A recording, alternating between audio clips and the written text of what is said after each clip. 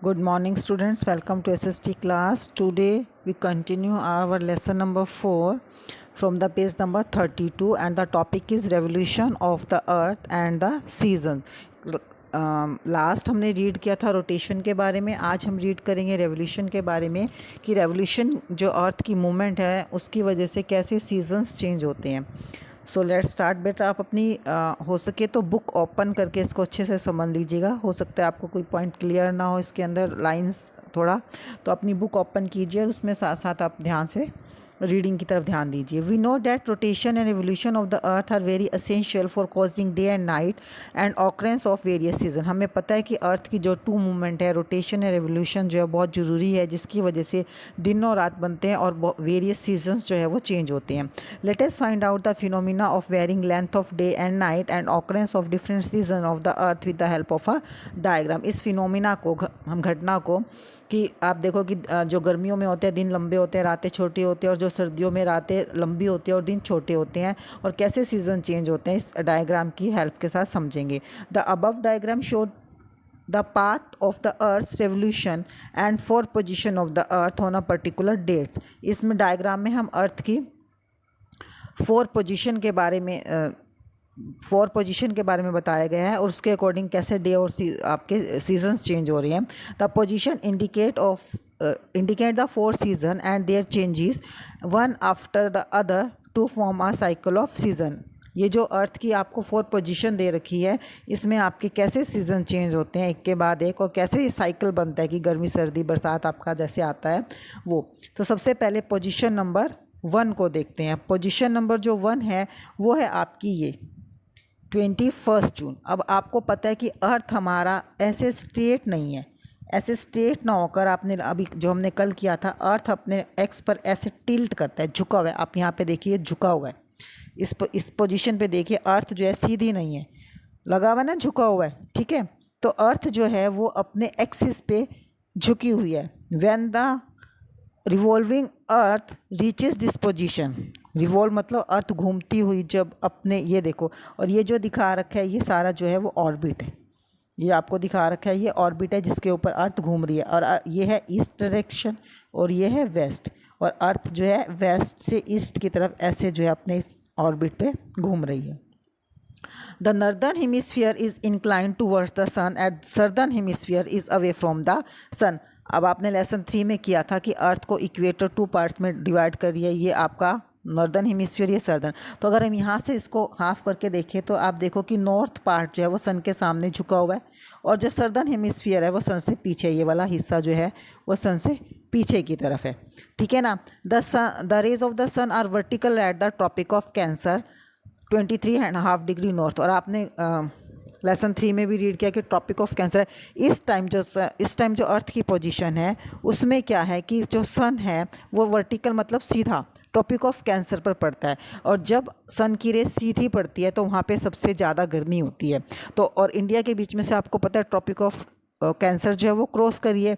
अब आप देखो 21 जून को इंडिया में, नॉर्दर्न हेमिस्फीयर में इंडिया में लाई करता है, तो देखो जून में गर्मी होती है नहीं होती है. तो ठीक है, the large portion of the northern hemisphere faces the sun. इस टाइम ज़्यादातर जो नॉर्दर्न हेमिस्फीयर है वो सन को फेस कर रहा है क्योंकि वो झुका हुआ है इस तरफ. As the tilt part of this hemisphere is more than the half, the length of the day is more than night. और क्योंकि ज़्यादातर पार्ट जो है वो सन की तरफ है तो आपका देखो गर्मियों में दिन लंबे और रातें छोटी होती है. The duration increases towards the north Pole. The Arctic Circle. अब आपको पता है कि नॉर्दर्न हेमिस्फीयर में यहाँ पे अकार्टिक सर्कल है ऊपर. ठीक है, लेसन 3 में आपने पढ़ा है.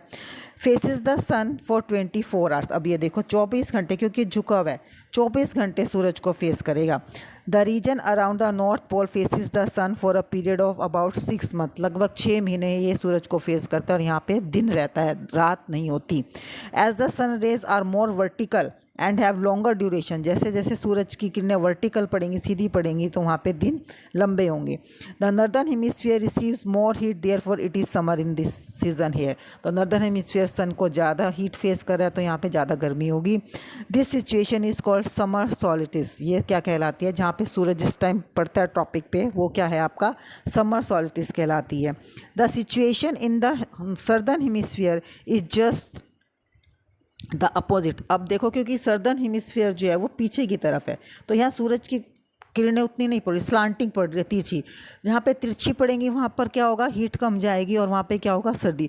तो इस टाइम जो सर्दर्न हेमिस्फीयर है वहाँ पर क्या होगा, the nights are longer than days, वहाँ दिन लंबे होंगे क्योंकि सूरज की किरणें ज़्यादा नहीं पहुँच पा रही हैं। द अकार्टिक सर्कल रिमेन्स, अब ये अकार्टिक सर्कल है, ये सूरज से दूर है इस टाइम में, तो वहाँ कंप्लीट डार्कनेस, अंधेरा रहेगा। अकार्टिक सर्कल में इस टाइम पूरी रोशनी है 24 आवर्स, ठीक है ना। 6 मंथ यहाँ पे रोशनी रहेगी, ये 6 मंथ अंधेरे में रहेगा। The sun rays are more slanting, ज़्यादा तिरछी है यहाँ तक आते आते। Therefore it is winter season in the southern hemisphere, तो सर्दर्न हेमिस्फीयर में इस टाइम क्या होगा, winter. This situation is called winter solstice. इस टाइम ये कौन सी सिचुएशन होगी, विंटर सॉलिस्टिस जो होगा वो 21 जून को कौन से उसमें होगा, सर्दर्न हेमिस्फीयर के अंदर होगा। अब आप एक काम कीजिए, आप अपनी बुक में पेज नंबर 23 जो है वो निकालिए, मैं आपको इसी डायग्राम से आपको इसको कंटिन्यू करके जो है वो समझाती हूँ। तो पेज नंबर 33 पर आपका जो नेक्स्ट पोजीशन के बारे में है, नेक्स्ट पोजीशन है आपकी 23 सितंबर। अपनी बुक में पेज नंबर 33 को निकाल के पेज पोजीशन नंबर जो है 23 सितंबर को देखिए। अब इस टाइम जो है ये वाली सिचुएशन है, अब झुका हुआ नहीं है, सन के नीचे की तरफ है, तो सन की जो रेस है, सन की रेस यहाँ पे ऐसे पड़ रही है सीधी इक्वेटर के ऊपर, ठीक है ना। आफ्टर 3 मंथ हो गए ना, जून के बाद आपका सितंबर आ गया। After 3 months the revolving earth comes to this position, 3 महीने के बाद अर्थ इस पोजिशन पे आएगी। The sun shine vertical over equator के ऊपर करेगी। अब इक्वेटर आपको पता है, इक्वेटर मिड में है, इक्वल पार्ट में डिवाइड करता है। The days and nights are of equal duration in both the hemisphere, इसलिए क्योंकि अर्थ के जो सन रेज है वो कहाँ पर पड़ रही हैं, डायरेक्ट इक्वेटर के ऊपर पड़ रही हैं, और इक्वेटर जो है वो नॉर्दर्न हेमिस्फीयर और सर्दर्न हाफ हाफ इसमें बांट देता है। तो इस टाइम दोनों हेमिस्फीयर के अंदर दिन और रात बराबर होंगे, जबकि जून में ऐसा नहीं था, वहाँ पे नॉर्दर्न हेमिस्फीयर में दिन बड़े थे और रातें छोटी थी, ठीक है ना, और सर्दर्न में क्या था, दिन छोटे और रातें बड़ी थी। लेकिन यहाँ पे क्योंकि बीच में वर्टिकली है, इक्वेटर के ऊपर है, तो दोनों हेमिस्फीयर में दिन रात बराबर होंगे। Both the hemisphere receive the same amount of heat, और दोनों हेमिस्फीयर नॉर्दर्न और साउदर्न सेम हीट रिसीव करेंगे, ना ज़्यादा गर्मी होगी ना ज़्यादा ठंड। दिस सिचुएशन विल का इक्विनेक्स, इस सिचुएशन को हम इक्विनेक्स जो है वो कहते हैं। It is autumn season in northern hemisphere, northern hemisphere में ऑटम सीजन होगा।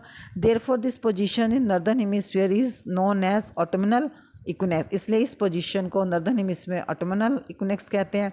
Eight the same time the southern hemisphere है spring season called vernal equinox, और सर्दर्न हेमिस्फीयर में इसको वर्नल इक्विनेक्स जो है वो कहते हैं। ऑटम का मतलब अगर देखा जाए तो पतझड़ होता है, तो इस टाइम आते आते नॉर्दर्न हेमिस्फीयर में पतझड़ की ऋतु आ जाती है। अभी आप देखो कि बहुत ज़्यादा ग्रीनरी है, अब अभी हम बहुत ज़्यादा ग्रीनरी है, लेकिन जैसे सितंबर अक्टूबर आएगा तो धीरे धीरे आपकी ग्रीनरी कम होती चली जाएगी, पतझड़ का मौसम आता रहेगा, ठीक है। तो ये सिचुएशन आपकी बनेगी 23 सितंबर को।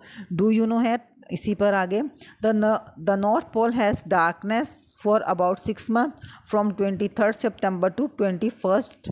नॉर्थ पोल में जो है 23 सितंबर से 21 मार्च तक जो है वो डार्क रहेगा। Where as the south pole has sunlight during this time, और इस टाइम जो है वो साउथ पोल में जो है वो सनलाइट दिन रहेगा। फिर नेक्स्ट थर्ड पोजीशन आती है आपकी 22 दिसंबर, ठीक है। अब आप देखिए अर्थ तो रोटेट कर रही है, लेकिन इस टाइम जो है वो आपका सर्दर्न हेमिस्फीयर जो है वो सन को फेस कर रहा है, और जो नॉर्दर्न हेमिस्फीयर है वो दूर है। तो जैसे आपने 21 जून की पोजीशन पड़ी थी, इसमें रिवर्स हो जाएगी। The earth continues to revolve the southern hemisphere gradually comes towards the sun, अब अर्थ कंटिन्यू रिवॉल्व कर रही है, अब धीरे धीरे सर्दर्न हेमिस्फीयर सन को फेस करेगा। In this position the sun rays are vertical at the tropic of capricorn. अब आपको पता है कि सर्दर्न हेमिस्फीयर में जो कौन सी लाइन है, ट्रॉपिक ऑफ कैप्रिकॉन। अब इस टाइम जो सन है वो किसके ऊपर वर्टिकल है, सीधा पड़ रहा है ट्रॉपिक ऑफ कैप्रिकॉन के ऊपर, इसलिए जो है इस हेमिस्फीयर में, सर्दर्न हेमिस्फीयर में क्या होगा, गर्मी ज़्यादा होगी। वर्टिकल जहाँ पे पड़ती है वहाँ पे गर्मी होती है। The length of the day increases, गर्मी है, लाइट जब ज़्यादा पड़ रही है तो दिन लंबे होंगे।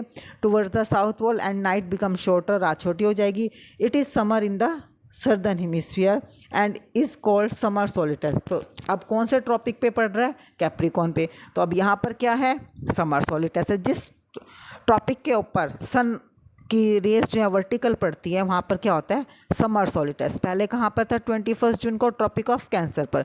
तो वहाँ पर क्या था आपका? Summer solstice. और जो दूर होता है वो क्या कहलाता है आपका? Winter.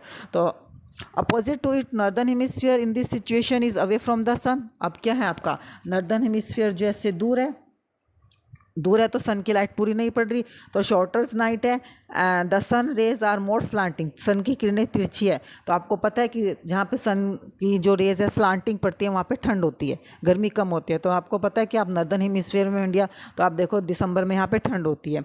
It is winter in this sphere.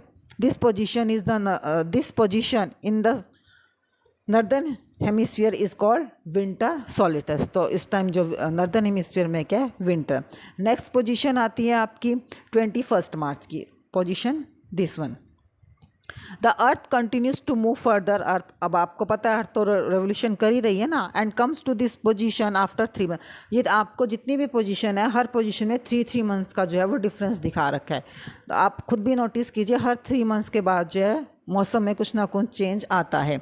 The sun rays are vertical again. अब आप देखो कि इस टाइम क्या सिचुएशन सेम ये वाली सिचुएशन है, यहाँ पर भी यही वाली है। इक्वेटर के ऊपर जो है सन रेज स्लांट सीधी पड़ रही है, वर्टिकल है। The duration of day and night become equal. जब भी सनरेज इक्वेटर के ऊपर वर्टिकल होगी तो डे और नाइट इक्वल होंगे दोनों हेमिस्फीयर में, northern and southern. That is 12 hours day and 12 hours night. Both the hemisphere receive equal amount of heat. क्योंकि देखो बेटा इक्वेटर सेंटर में है तो दोनों तरफ जो है सन रेज जो है जो हीट है वो दोनों तरफ बराबर जाएगी। It is spring in the northern hemisphere. अब इस टाइम देखो मार्च है, मार्च में स्प्रिंग का मतलब होता है बसंत। अगर आप देखो बसंत पंचमी तो मार्च के करीब जो है बसंत पंचमी आती है। तो स्प्रिंग सीजन होता है नॉर्दर्न हेमिस्फीयर में और इसको कहते हैं वर्नल इक्विनॉक्स कहते हैं। At the same time southern hemisphere experiences autumn season. Southern hemisphere के अंदर आपका ऑटम सीजन आएगा, इसको हम कहते हैं ऑटमनल इक्विनेस। दस the cycle of seasons continuously goes on year after year. इस तरह से जो साइकिल बना हुआ है सीजन का कंटिन्यूसली एक के बाद एक साल में चलता रहता है। Do you know the north. अब क्या होगा? The north pole has sunlight for about 6 month. अब नॉर्थ पोल में 6 महीने तक सनलाइट है। कब से कब?